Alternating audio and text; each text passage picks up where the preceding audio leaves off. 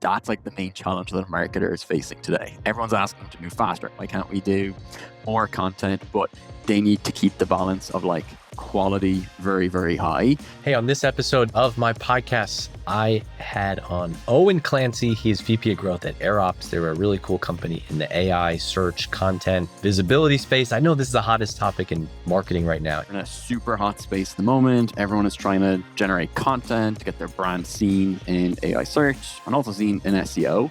So we help leading companies like Carta, Chime, and a lot more, basically increase their brand visibility. We had a great conversation. We talk about the rise of the role of content engineer and why you might need one. We talk about the 3 ways to know if something is AI slop and how to create 10x content while using AI tools. So it's not just that you can't use AI tools to make content because it's going to be AI slop. You can, you just need to know the rules of the game and the right way to do it. It all comes back to like, is what you're producing actually useful? Does anyone want to go read it? Is it pushing the conversation forward? Plus, we talked about Airops' best growth channel right now, which I was happy to hear. It's webinars. That's right. I love webinars. We dive into their webinar funnel, how they come up with topics, how they source guests, how the follow-up works, and why it's actually leading to revenue, despite the fact that they don't gate any of these webinars at all. Give away the value, and we win when our audience wins. This is a great conversation, really tactical and specific for those of you who want to hear from a marketing person actually doing the marketing right now. You're going to get a lot out of my conversation with Eoin Clancy. He's VP of Growth at Airops. 1, 2, 3, 4. Exit. We're live. We're recording. My guest is Eoin Clancy. He is VP of Growth at Airops. Eoin, good to have you on the pod. Yeah, glad to be here, Dave. We were joking because we've done a bunch of stuff together, and Dan always messages me. He's like, "We should have Eoin on the pod," and for 6 months. And I'm like, "Yeah, dude, we have it. It's scheduled. It's happening, and it's happening right now." And I took a screenshot to throw it into Slack to prove it. So we're going to get into a bunch of Airops is a cool company in a cool space, and we're going to talk about a bunch of stuff that you're doing in marketing that's working, what's not working, opinions on marketing. People have been really liking the let's talk about what marketers are actually doing. Let's get away from the oh, so what'd you do before this and before that? They want to talk about right now. I want this to be a podcast that people listen to and take stuff away from. But before we do that, briefly tell me about Airops. What does the company do? Why is it interesting? And what's it been like doing marketing in this AI and SEO/content space, which is really hot right now? Oh, it's so fun. I come from having marketed or doing growth in a different space towards software engineers for the last 6 years, and that was tough. That drains you. It's an audience that's hard to get in front of. But so Airops is a content engineering platform. We're in a super hot space at the moment. Everyone is trying to generate content to get their brand seen in AI search and also seen in SEO. So we help leading companies like Carta, Chime, and a lot more, basically increase their brand visibility. So we can get into later, Dave, what's the difference between AI slop and what you guys do? I know that's definitely top of mind for everyone, but we're there to help teams basically increase their brand visibility in organic search. So you mentioned Airops is helping to solve the problem of getting found in AI search, which is something everyone's asking about right now. You also mentioned something about content engineering. Explain that term to me. Yeah, that is a term that we'd like to say that we've championed ourselves. And HubSpot had their version of the growth marketer. You've Clay who do the GTM engineer. For us, it was very hard to find who is the person that owns or runs Airops internally. So we actually played around with the word choice or the title for a long time, but a content engineer today, given we have 12 months of lots of learnings, and probably I think in the last 6 months we've seen 80 people hired into content engineering roles at a range of our customers and prospects. But a content engineer is someone who really starts to manage your context internally and also builds and maintains your workflows. So when we talk as well about avoiding AI slop, it all comes down to what you're feeding a model with, or like what you're educating yourself on in terms of the context that feeds into your content. So a content engineer helps gather and make that data available. And they're also building the workflows that help you produce the content. Would the content engineer be responsible for the website content, or is it like the blog, like content marketing efforts? Because this has been coming up. It's like, now that I need to have my website content formatted in a different way, and there needs to be specific files and this and that, then I need to make sure my content is readable for LLMs and humans. Like, does product marketing owns the website, or demand gen? Where does it fit with content engineer? I think it very much depends on like the size of an organization. So the larger you go, your product marketer is probably going to maintain your product, solutions, use case pages, because they're lower amounts of copy, they're higher density in terms of just like speaking to the user. And we're starting to see more content engineers progress from the more strategic, performance focused content up towards that. So I think like Card is a good example. So Lucy Hoyle, she's like our champion over there. She started off on managing their blog content. Now she's moved in. Is her title like content engineer? She's a content engineer. Correct. Yeah. Yeah. She moved from like a content strategist into, I think now she's like a senior content engineer. So it's great to see people get promoted in the role as well. But yeah, she's moved from a lot of the performance related content. So as you said, Dave, like on the blog or larger programmatic hubs, and she's now focused on a lot of the strategic content. So she is now starting to craft workflows that go into thought leadership content, and I think starting to touch some of the product pages. And again, as we think about the higher quality content, whether it is a landing page, which has far fewer words than a longer blog post, you're still generally trying to solve the same problem. You're trying to find what is it that is unique to your business? Like, how does your product like situate itself in the market? And then how do you describe that best to a human or an agent that is like visiting this asset that lives on your website? Like that distinction, because I still feel like I think AI SEO stuff is cool. There's a lot of changes more, and I'm certainly not an expert as Owen, as you know, I'm just a thought leader. I just interview people for a living. But almost everybody that I've talked to, like, if I were to like make, it sounds a lot like what it was, 10 years ago, like, hey, let's make sure this content is like searchable and indexable and is useful for Google. It's kind of the same thing now, but it's for LLMs, and they have a different way of doing that. That might be my layman's terms of explaining that, but is that Totally. any beef with that? None whatsoever. There's one book I come back to every 12 months by Eli Schwartz. It's called Product Led SEO. And I think Eli wrote that in about 2016. So you're talking way pre ChatGPT. You're talking before even like people also answer elements in Google search. But a lot of the core principles he talks about as to how to invest in a strong like SEO motion. Who is this guy? Who's Eli Schwartz, by the way? Eli Schwartz led SEO at big companies like Toast and like many other big like B2C companies where their whole growth motion was SEO. So his kind of like MO is like answer users' questions with the content that you produce.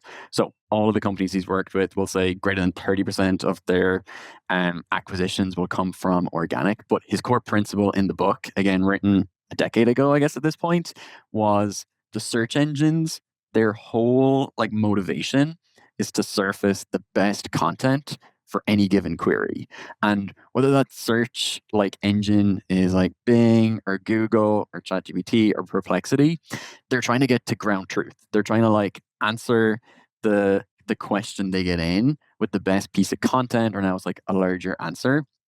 So like no matter what sort of content you're trying to create, like you always need to draw it back to like what a user's focused on, and then what are the questions that they have that might be unanswered.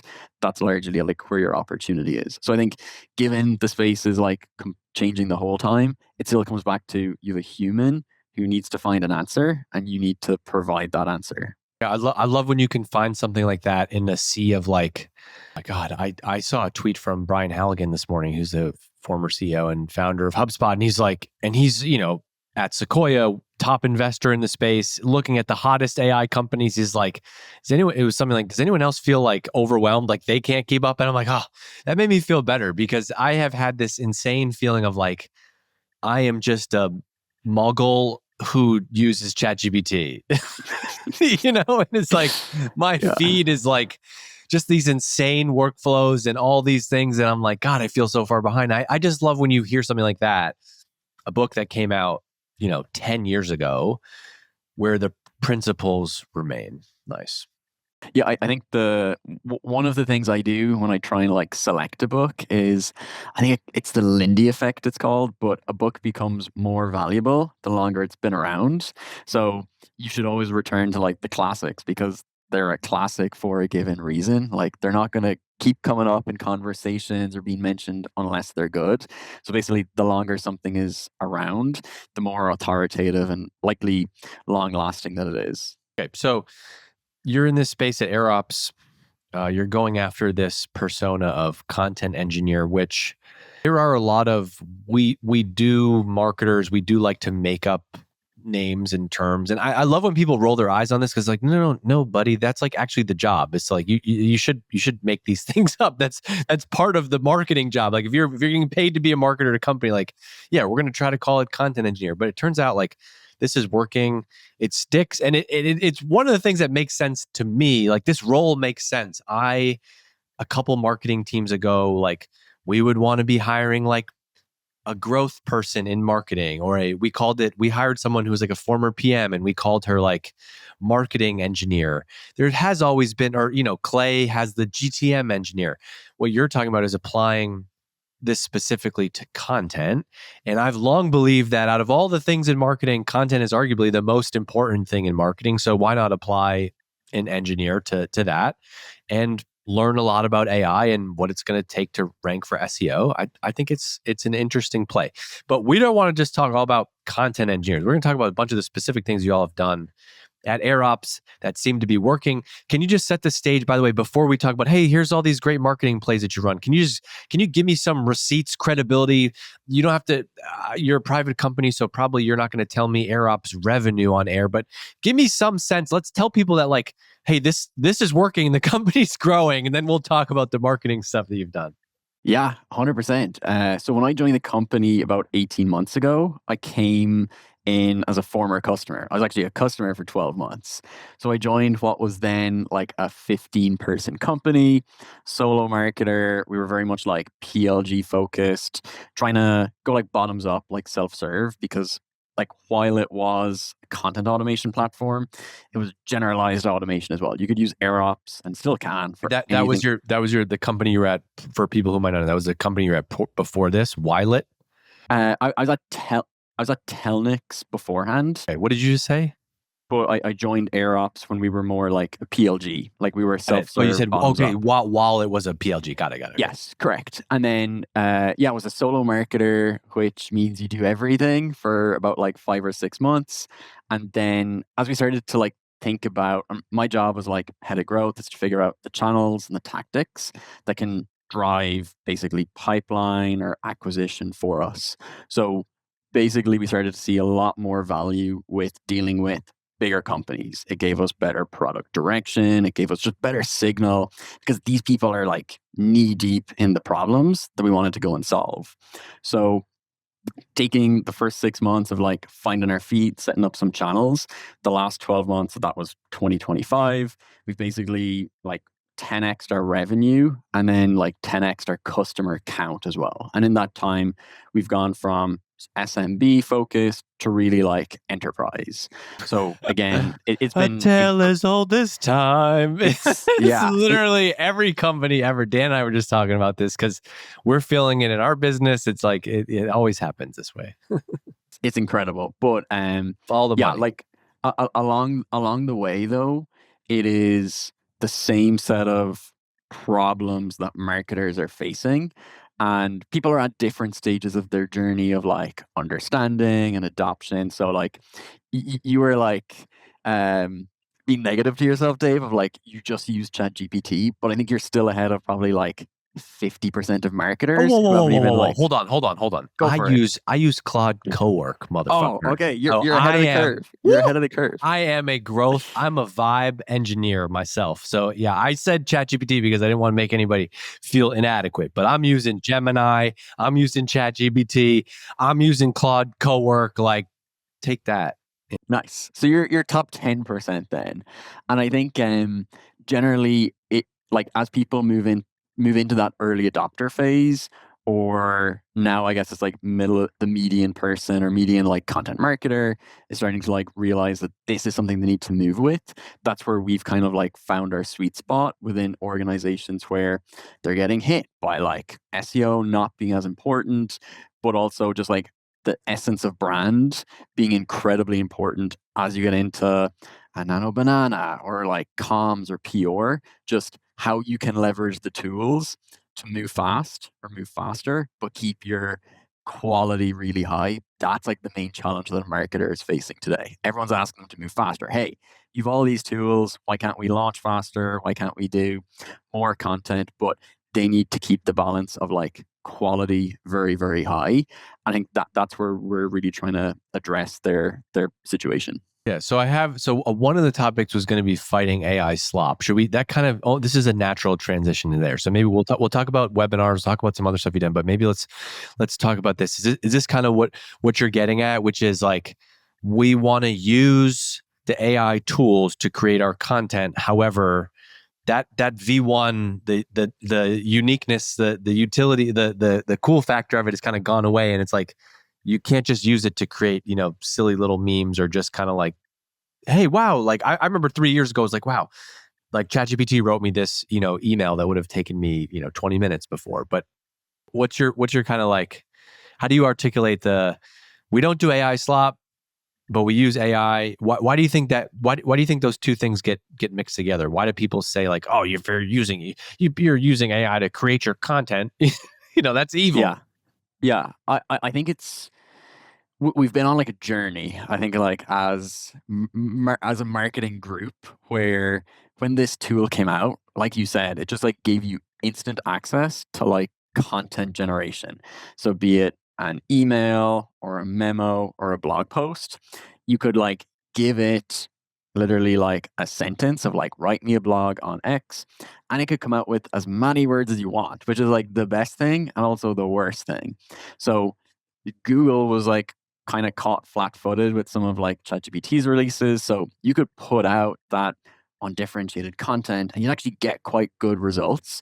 So I think between ChatGPT coming out maybe the next 6 months, people were like, how do I throw like more gas on this fire? Because you could create hundreds of pages and actually get results.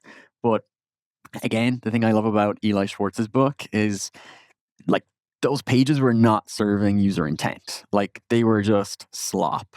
And I think there's some people today where they're still they're still on that practice and it's not driving results. And then they're very vocal where they're like, hey, I'm using AI. I'm like seemingly like producing output, but it's not driving results. Like it doesn't work. And I think sometimes they get to dominate the conversation, but it all comes back to like, is what you're producing actually useful? Does anyone want to go read it? And is it really, I think what we believe in, is it pushing the conversation forward? The reason I like this topic is because it's like, that's the fun part about marketing to me. I'm not an engineer, so the fun part is not like, how do I produce 100 pages, 100 landing pages at the snap of my fingers? Or my bias is more like, how do we tell a story that stands out? How do we get attention, right? How do we create something worth reading? And then ultimately, if someone reads something and it's good and helpful, I don't get to the end of that article and I'm like, oh, this was totally written by AI. I'm like, oh, cool. I got the answer that I was looking for. Like, like Totally. is the post, I need to go to the post office after this. Like, this is a silly consumer example. Like, is the post office open at 4:00? Like, I got the answer. Am I like, damn it, AI gave me the answer? Slop. It's like, doesn't matter. I think one of the things I've been like stewing on is what are the what are the three biggest indicators of something being AI slop? Oh, Because okay. if All you right. know What do you what got? Give me if you what? know what Give AI me. slop is, you Yeah. can avoid it. I Okay. think Tell me. number one, Here's a clip. This producer Aaron, let's make this a clip. Here are three ways to know if the content is AI slop. I think not unique. It's not pushing the conversation forward. Like in our term, it's not like information gain. Like it's not using your internal experts. It's not going into look at Reddit questions or like what questions are coming up on like your gong calls. Like you're not leveraging that really unique information that you have. You're instead just like scraping what's on the top two pages of Google, repurposing it and churning it back out again. So I think where you're not unique, that's AI slop. Number two, and this matters more on like a per brand level, but like if the content doesn't sound like you, I think it's also near the slop side as well. And there's certain brands that always stand out to me that are like edgy. So like Intercom or Clay. Clay's a great example. It's always like a fun brand. Like their social persona should actually come through when you're like reading a customer story or a piece of content from them. You want like they as like a marketing team want it to sound like them, but you also enjoy reading Clay's content because like it has like a certain vibe. So if it doesn't match that, if it doesn't sound like you, I think as well, it's in the lower quality bucket.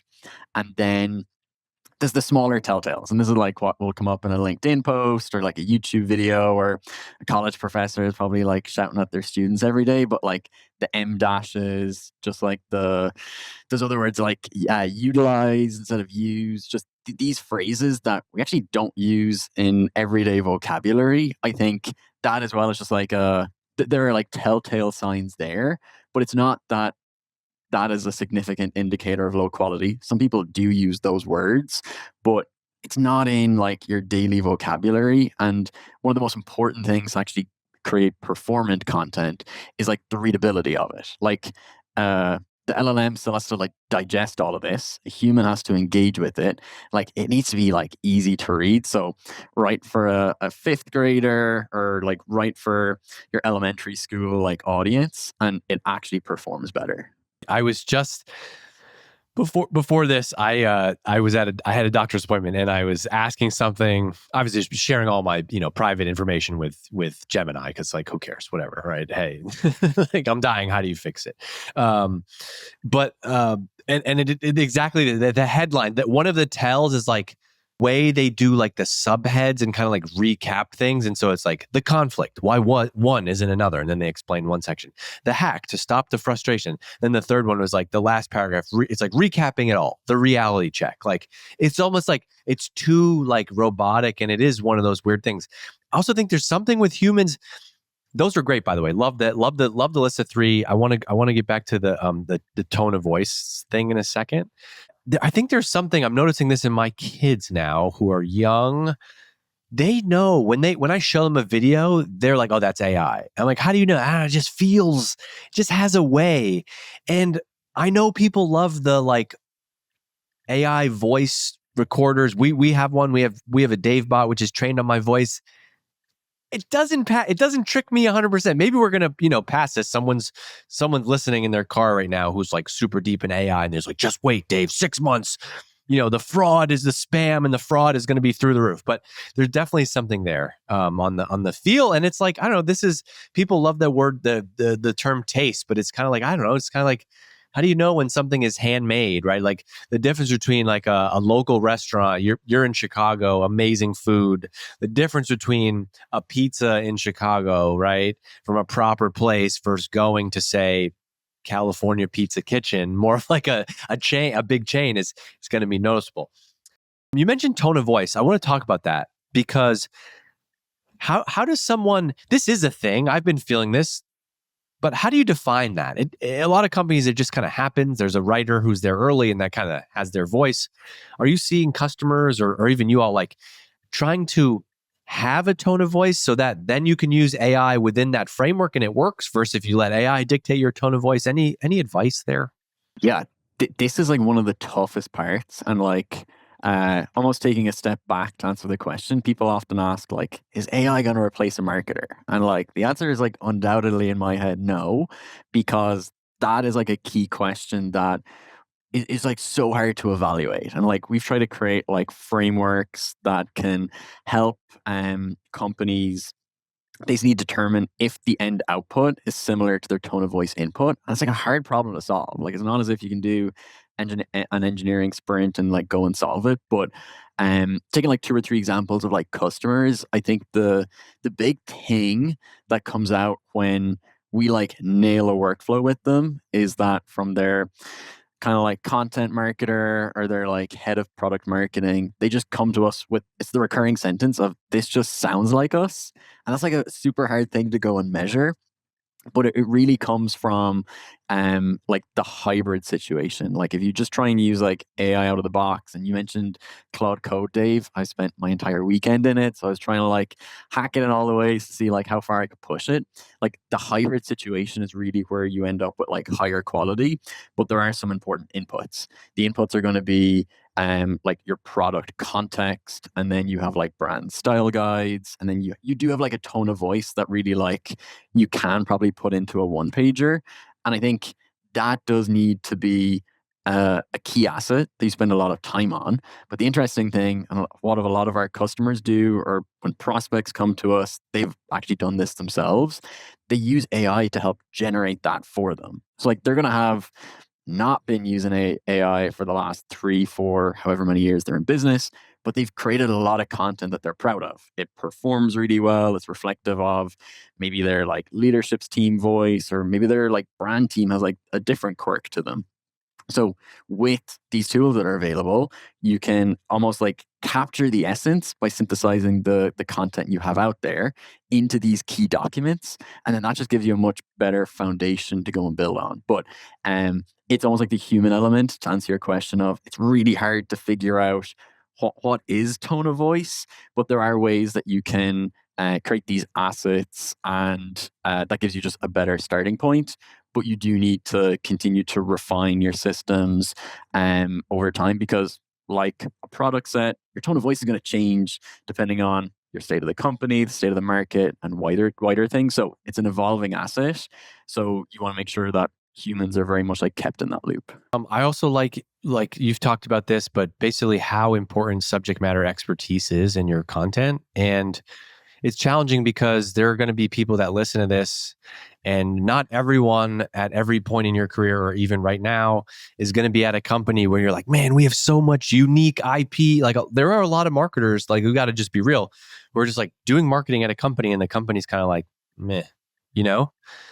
But I think this is important to still state, because this shows what it takes to be great. And especially if you're looking for a new company, looking for a new job, looking at a new company. I go do marketing where I feel like, this is why I wrote the book Founder Brand as an example. But like my point was like, that's the best ingredient for me as a marketer, is like, if I find out that the founder of this company has a super interesting backstory and like started this company because they had some deep pain or problem before, which is usually the case. Most founders aren't like, you know what I want to do? I want to get super rich, and so I'm going to start a company. It's like, oh no, from tech companies down to like the snacks in my pantry. You open the pantry and it's like, I was tired of feeding my kids, sugary drinks. And so I created blank. And it's like, everyone has a story. And so the more it seems like, especially in this era, the more subject matter expertise and IP around the problem that you're solving for your customer, that's also going to be a key ingredient in how successful you can be with content. Yes, indeed. What I'll say is, with all of the tools we've access to, even if maybe your like founding team isn't the most like extroverted, or it's like hard to pull those like key stories out, there's like many other places you can go to. Like knowing what I know now, how I would have approached content differently at my last company is like interview like engineers every day of the week, because they're like the ones often solving the problems at like 1 a.m., 2 a.m., and they like realize the life and the day or day in the life of like our customer. And they're like such nuance there. And again, we always used to do the end of quarter like content analysis at the last company. Everything that like stood out with like traffic numbers or on time page engagement were the most technical pieces we created, and they were like a struggle to do. It was like super hard to like sit down with an engineer for like an hour, ask them like informed questions, and then afterwards use your best kind of like understanding of the problem to write it up.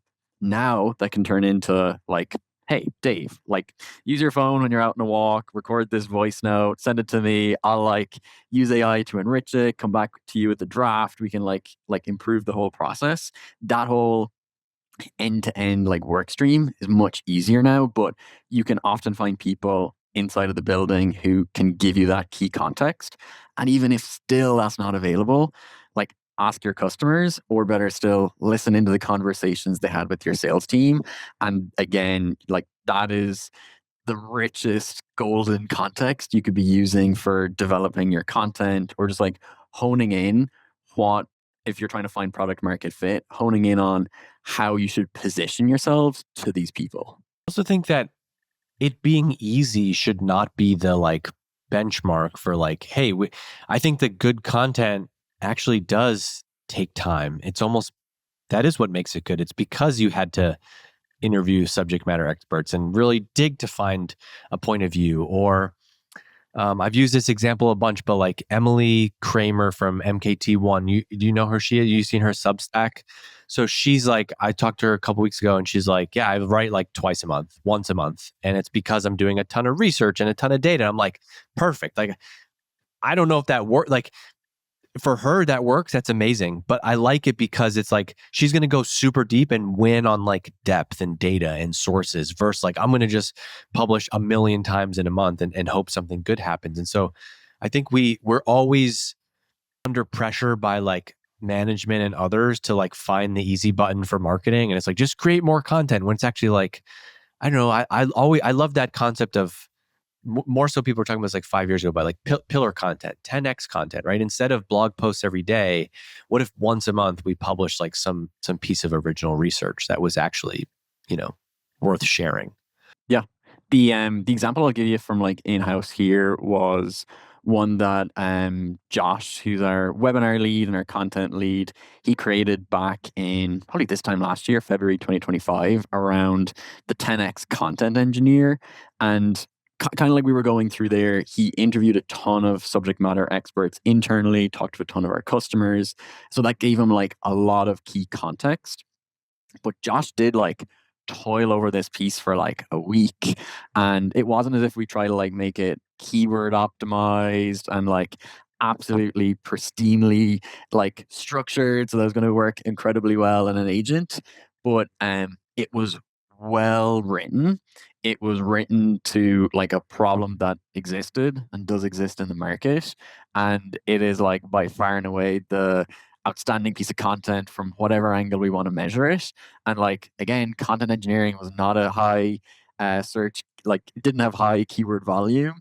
It wasn't something that anything existed on YouTube about, but it very much kickstarted our own initiative of like making this like a craft to go and invest in. So a lot of the best content, as you said, comes from someone putting in the work and like wrecking their brain. But I think now you can start to use at least like tools to help you get there.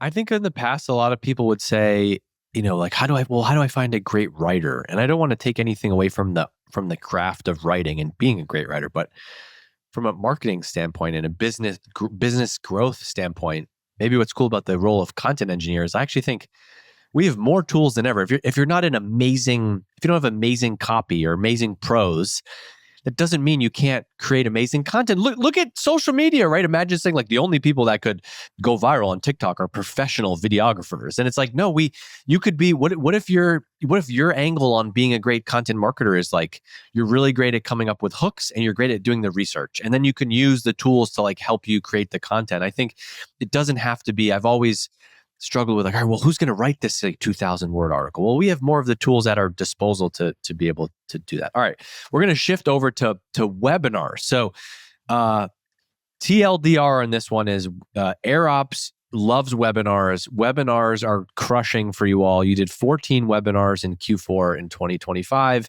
and you've applied your kind of analytical growth mindset to your webinar funnel. I thought webinars were dead. I know they're not because I love them.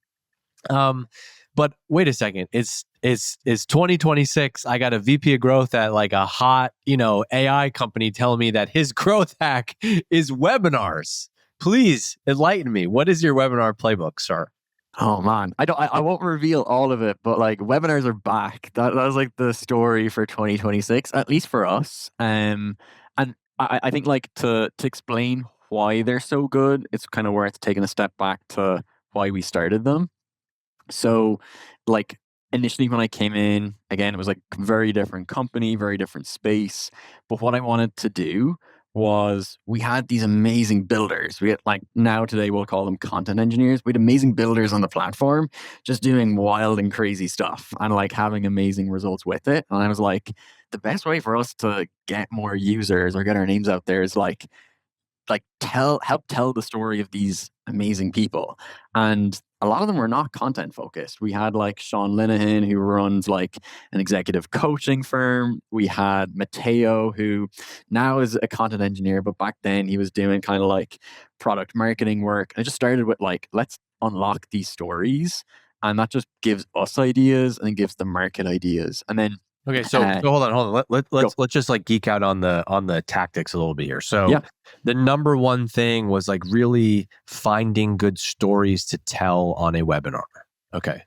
correct. And like what we also have the benefit of being in a super like influx market. So search changes a ton. So what we really care about is connecting the leading practitioners to the leading like experts. So we will start off when we plan out a quarter with like a skeleton. And we're like, we need to speak to the content engineer. We want to try and speak to the CMO, and we'll have like 2 or 3 tracks. And we will like generally say these are like 2 or 3 hot subjects. So like right now it might be query fan out or Claude Code, and we're going to say like we need to hit on these like 2 or 3 things across 2 or 3 different tracks. And then it was not easy 12 months ago, but now we have the luxury of we will try and match who is the best person in the market for this problem, and how do we like find our way to meet them. So there's kind of like trying to identify what's hot, what people want to learn about, and who can help us kind of like who's the industry expert that can like tell that story. But we also need to be very flexible with that plan. So one of the highest performing webinars we ran, and actually it was in Q4, was with Mark Williams Cook, huge SEO agency guy out of the UK. I forget what we had Mark committed to originally, but 2 weeks out, he was like, "Guys, like, we need to like throw our original agenda out the window." And after going super deep in Google AI mode, which was relatively new, and he was like, "I have a ton of research. Like, let's cover that." And we're like, "Fantastic, great," because we had been receiving on sales calls. We had been getting questions in from previous webinars of like Google AI mode being a key thing people wanted to dig into. So there's definitely, from a tactical standpoint, many little growth things that we do, but we try and create a skeleton, match ourselves and our audience with the best people who know their topics, and then go deep. Timeless principle number 47, right? Begin with the end in mind, which is like, I think a lot of times we see, I'll see people in our community or marketers, it almost seems like that's just an existing channel that marketing does. And so it's like, we got to do webinars. We're going to do 3 webinars a month because we need, each one of them to produce 5 MQLs, and we need to find a way to turn it into sales ROI. And so we need to make it like very product focused. And so it's like, join us for the Salesforce blah, blah, blah webinar. And it's like, well, who's going to go to that? Where what you did is like, this is what I love about marketing, right? It's like, here's a trend in the, like, it is so obvious to me in our marketing sphere that like everyone is talking about Claude Code in the last 30 days. That's the like work one. If I had to do a personal life one, it would be like saunas. Everyone's talking about the benefits of sauna right now, right? So it's like, I bet if I did a webinar on saunas, and if I did a webinar on the health benefits for men and women in their late 30s of sauna, like that would crush, just because you're out there. Part of being good at content is just like having a feel for the market. And so it's like, instead of instantly being like, well, how are we going to make this an Airops product webinar where we show them product? It's like, no. These are people who care about these types of things. The thing they care about right now that actually has nothing to do with Airops is Claude Code. Let's do a killer webinar on Claude Code. during that webinar, we get them to know, like, and trust us, and then we can, run the plays from there, Yeah, right? 100%. And someone asked me the last day, they were like, so, like, how much do you care about MQLs? How much do you care about, like, getting the sales pitch in there? And I'm like, honestly, that's the last thing that is on our minds when we're creating this content. Like, Wait, well, let's get to that though, because I do want to answer that, because sometimes people give me a hard time when I say stuff like this, because it's like, yeah, rah, rah, rah, great topic.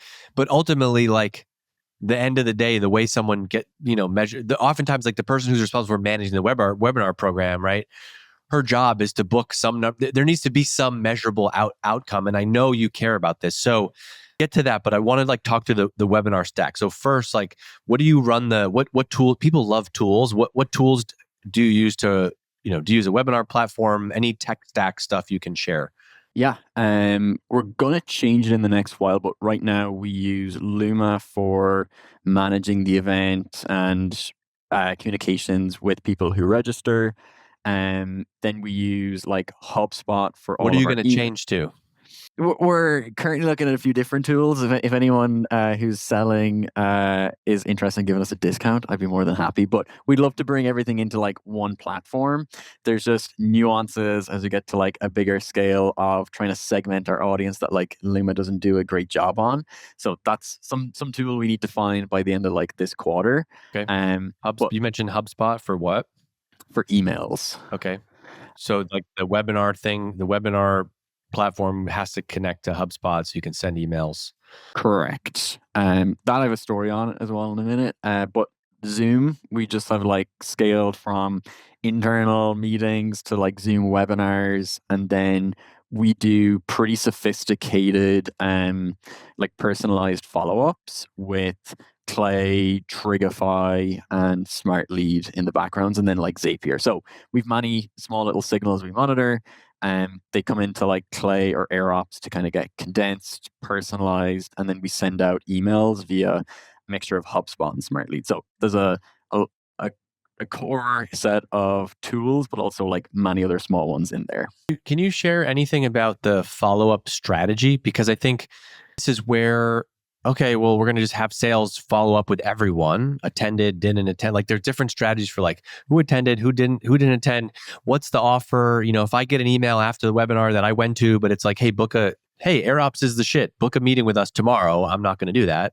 I'm curious if, what are some of the signals? What might be a good outreach? That Claude Code webinar as an example. How do you book a Airops demo from that? The booking the demo is not the thing that we care about, which is like it Okay, so also goes what is the metric that you care about then? Whatever that is. well, we care about like engagement with the content that we put in front of someone. So again, answering your previous question, for doing follow up, the context that we care about is this your first event to come to? That requires something very different to a person who's a customer that's coming to their 15th event. So it's like where in your journey, or where along your journey in terms of attending our webinars are you? We also look back at what context do we know about this person from questions they've asked or pages that they've been on. And then we do a lot of pre-work before a webinar to get personalized questions from our audience. So those three sets of like how many webinars have they attended? What do we know about them from like what is available? Like, have they done a sign up but nothing else? Have they viewed different pages? And then the most recent context gathered from them.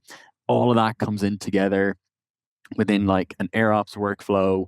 And from there, we basically have 3 or 4 assets that we can share with someone after the fact. One might just be a recap. If people didn't show up, and we can't really like push them too much further down the funnel or their education journey without just giving them like a recap of like what event they missed out on. If someone is like very far down and they're attending their 10th webinar, that's going to be more of like, can we enable them like deeper in the product? Can we give them like a demo of our latest feature? Again, like all async so that they can enable themselves. And if someone is far more top of funnel, they have come to an event to educate themselves. So they probably want to do more work there. So we do a ton of we spend a ton of time internally on our own research. So we're very much like research driven in our follow up to say, hey, like this is a trend we've noticed on your website. This correlates with this piece of research we have done. We think this is how you should interpret it and like action on it yourself. So it's very value driven. We're never going to go to Dave and say like, hey, Dave, you were on this. Now you're educated. Come talk to us. And how do you do that? That's where the magic lives. Okay. That is like workflows that we have. We must have done 40 webinars at least last year, and in each one, our aim is to like continue to get the open rate up, the click through rate up, and the conversion rate. And then measuring some of that stuff is very difficult because for each person, they're kind of being left with a different call to action, but it's really like tight refinements on many different parts of the system that compound over time. Are you able to like look out in the future and then that webinars influence those deals? Like 90 days from now, you see a close one deal, everyone's excited. You're like, oh, yep, they went to 2 webinars. And then you like kind of reverse look at it versus like, all right, we did this webinar. Where are the deals? Yeah, we do not look at like trailing 14 days. It is like a 30-day or like 90-day lag. 30-day on maybe like demo booked, 90 days more so on like closed one or like qualified business. So there is like a nice pop when we do a webinar. People who are just like, oh, like I see these guys are experts. They're talking about something I need to like go deeper on. I want to actually talk to a human. We will see like a pop in demos booked, but very much it has like a long tail effect. And like that's what we're trying to go for. Like we'd much rather win the long-term game than like optimize the crap out of the short-term game, because you're just going to burn relationships. So I have definitely evolved over time from the like, let's gate everything. Let's like make sure that we squeeze every email out of everyone as often as we can, to just be, how do we create the best content, give it away for free, and then when someone has their problem or needs a solution in the future, we're the first name top of mind. And I think you asked me the question on like what webinar software are we going to go with.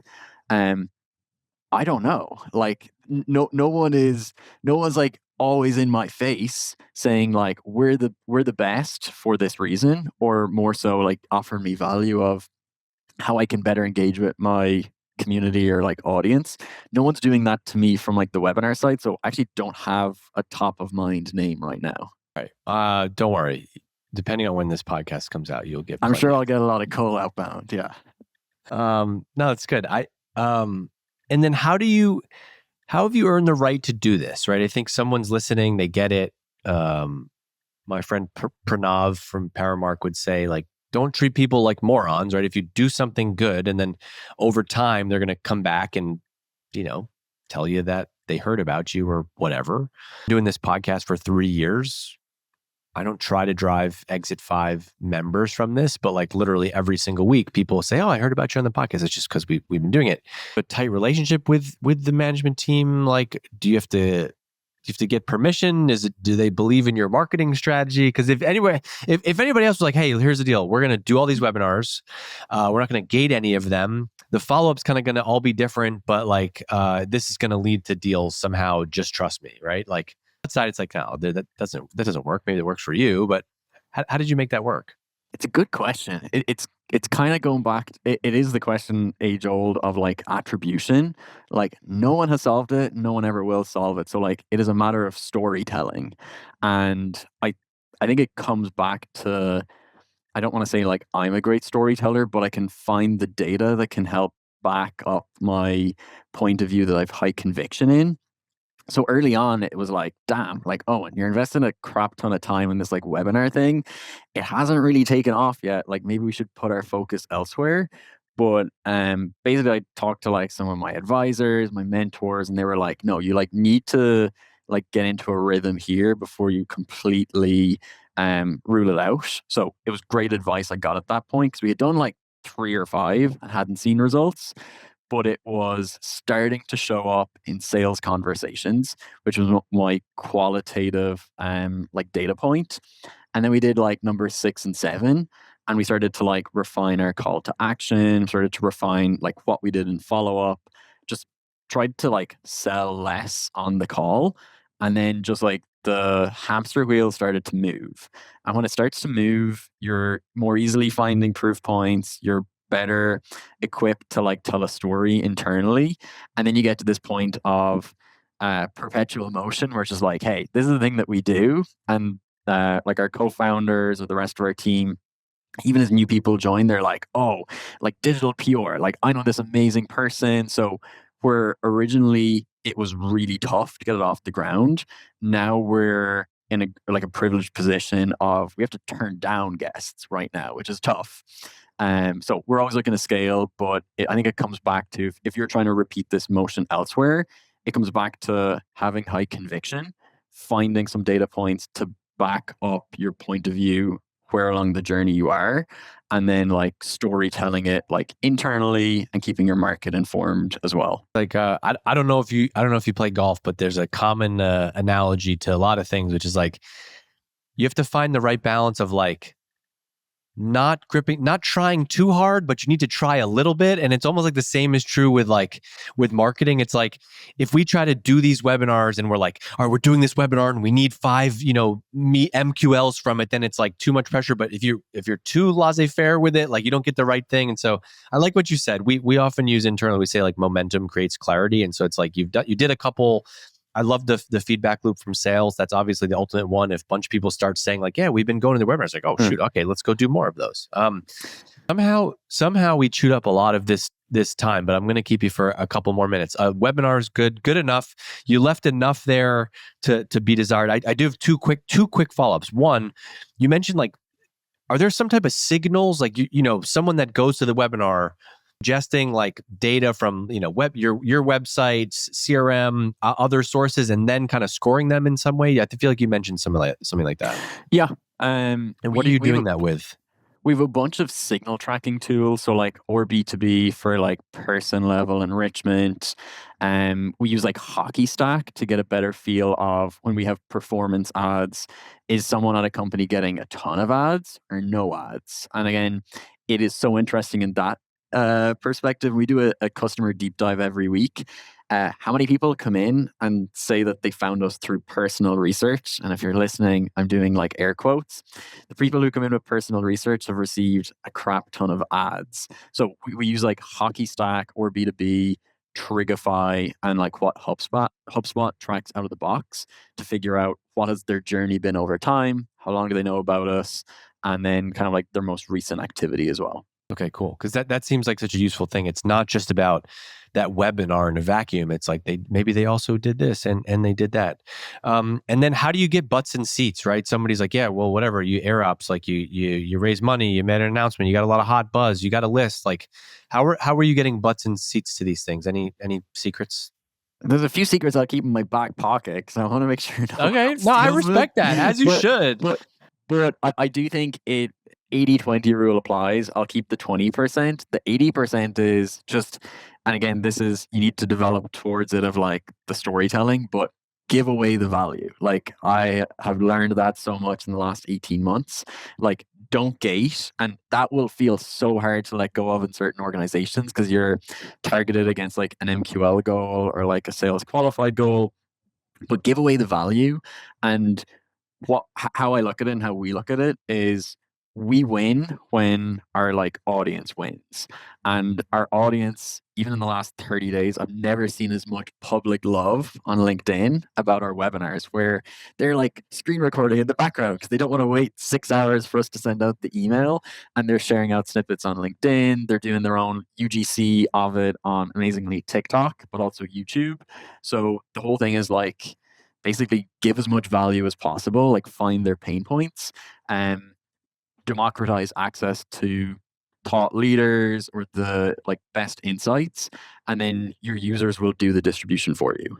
Hot topic also helps. Okay, two quick hitters. Give me two things, two other channels, or two things that are working besides webinars. Well, you're doing content. You got a content engineer. That whole thing is working. You're using your own product to do that.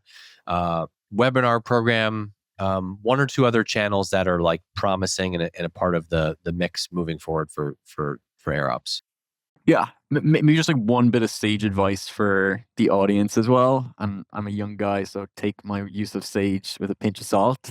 Um, I think the channels marketing team should focus on should be ones that establish trust and then agent visibility. They're very different, but I think they all come back to like authenticity.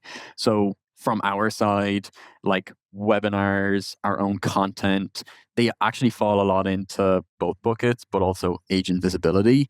Trust is really where we're trying to hone in on. So we do a ton of enablement, and we probably spend more time enabling people who are not customers than actually customers. But the whole goal is to educate people on how to use these tools. Like we've mentioned Claude Code a ton of times. We're running an upcoming webinar on that. It's not something that like we've productized, but we're like, if we can move the market further, like again, they'll know about us around these hot topics. So enablement is huge. It's establishing a real strong base of UGC and referral and like word of mouth for us. And then events. We actually, webinars, we keep coming back to, which is funny, but we ran them for like 10 months before we actually did any in-person first party event.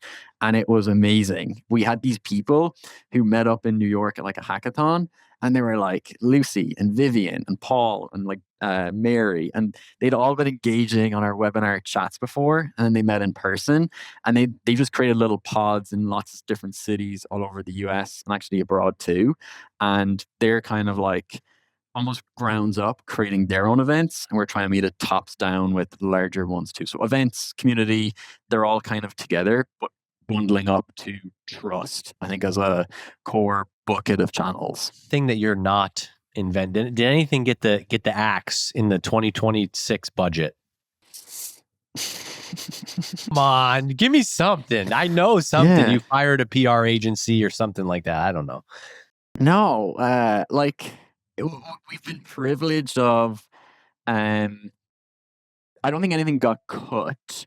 What I don't feel, I'm hesitating because it feels like nothing has been cut on us because we're very quick to experiment, and experiments to us are like, how do we short circuit our learning time? How do we like descope to like the smallest possible MVP, but make sure that it drives a learning or a signal out the far side? So we've had multiple bets that just like haven't paid off on existing channels, but we'll always start to invest or over invest in the ones that work. So there's nothing that when I go to like a leadership meeting, I'm like, guys, like you've denied me 4 times on this.